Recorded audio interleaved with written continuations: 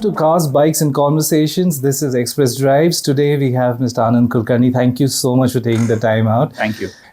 First and foremost, Tata is the undisputed leader in EVs. Now you've come up with a brand new all-electric platform, and the most popular Punch you've taken out there. Tell us a bit about the platform. Sure. So the Punch is based on what we call as the Acti.EV platform, and this is a pure electric platform. Now, when you say pure electric platform, it has to essentially do a few things which may not be possible to do from a legacy ICE platform.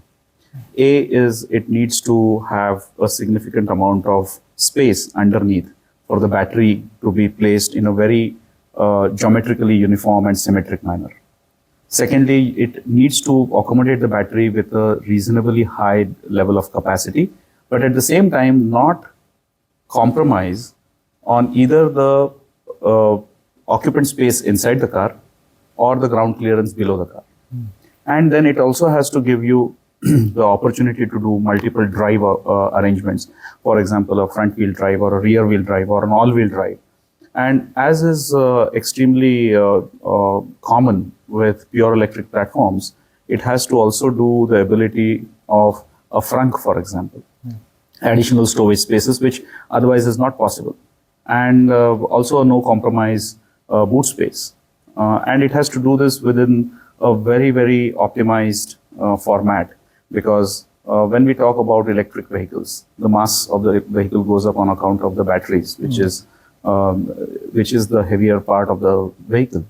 And therefore, when you need to make this entire architecture platform extremely safe from a crash or from a safety perspective, at that time, you need to manage the load paths, you need to manage the durability, and you need to manage the overall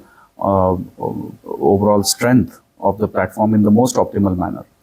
So the active platform, as deployed on the Punch for the first time, enables us to achieve all of these aspects, and therefore it's as we say, this is a no compromise architecture that enables a very high degree of superlative performance for our users. So you touched upon the fact that it can be different types of front wheel, rear wheel, all wheel drive. So does that mean that you are looking at bringing in the popular SUVs that you have, which are right now not all-wheel drive, but Tata is like famous for 4x4. So can we see some of those happening in the electric platform? So we will have to take a case-by-case application. The ability is there within the architecture. And we've also spoken about the cars that will get deployed on this platform. So we will come out with the Curve, the Sierra, and the Harrier EV. And obviously amongst these three cars, there are cars like the Harrier EV and the Sierra, which benefit or become very suitable candidates from an all-wheel drive perspective. So it's possible to do that on those cars. During the launch of the Punch EV, you spoke about these vehicles, but what about your very popular cars like the Tiago EV? Now that changed the entire market of EVs. So will there be an all-electric platform for those vehicles as well? So the Acti.EV or active platform that we have done comprises of 4 layers. It comprises firstly of the powertrain, which is the electric drive unit and the battery and the power electronics. The second layer is that of the chassis, which is where the entire the chassis is probably like the mechanical platform that we are all used to calling as a platform in the legacy terms. And then there is a layer for electrical and electronics architecture. And then the last layer is that of cloud. So when you look at these 4 layers, you start to evolve a certain kind of approach. Now, this approach could be deployed on, as I said, on a large number of vehicles. And that's what will happen in the future. The question is, therefore, can it get deployed across some smaller vehicles also, which is the Tiago Tigor? The answer to that is yes. But it will depend on a whole host of things including the use cases of that particular car and whether the car needs it at a specific point of time. But the technical capabilities exist. Okay, so that you're not ruling out anything.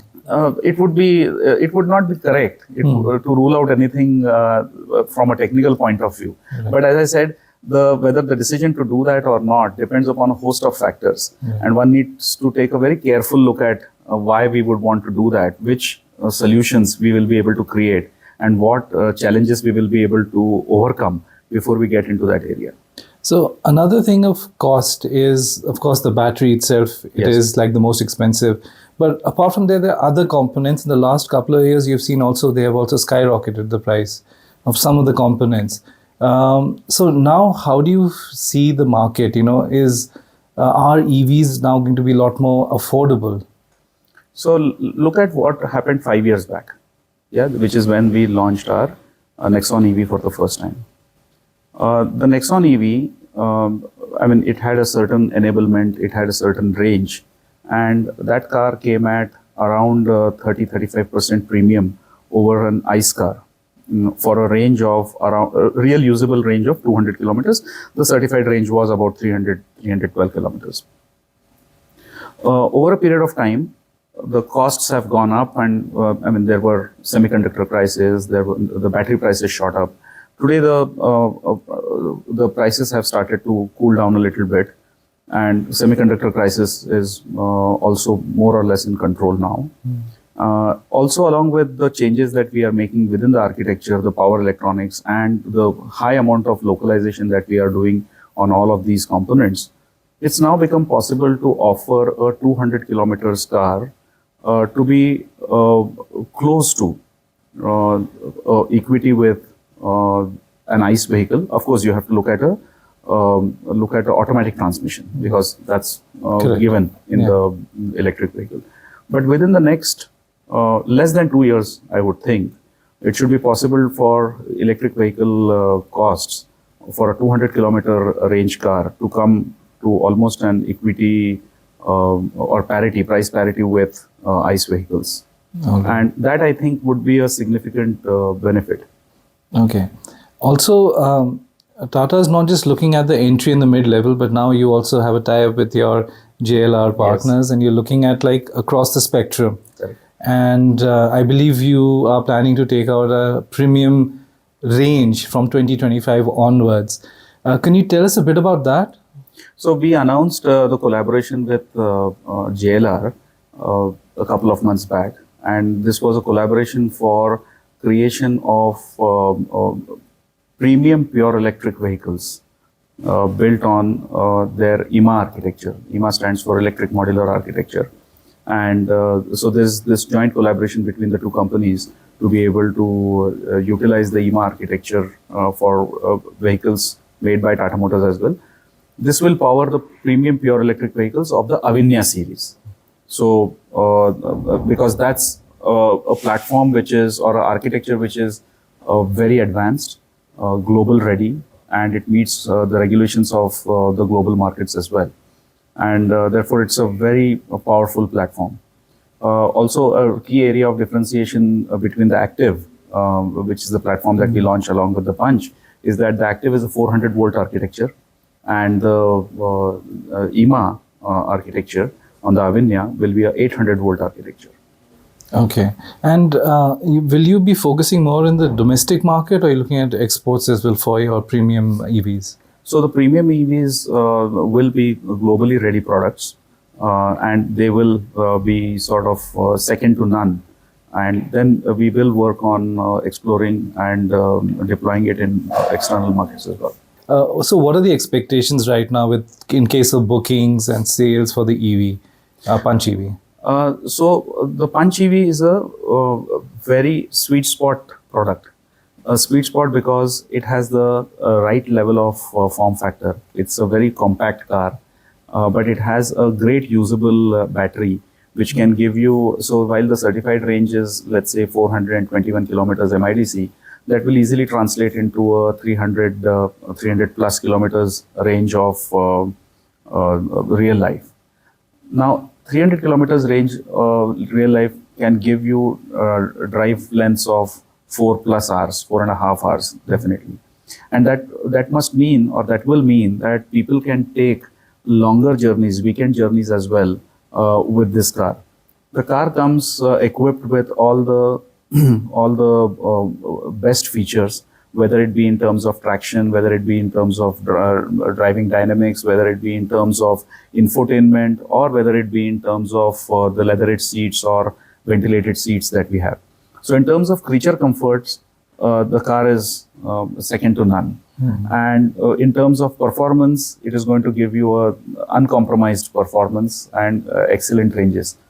So we think that this will become an excellent car for customers who want to use the car within the city, very maneuverable, small format, easy to move around in the crowded lanes, etc.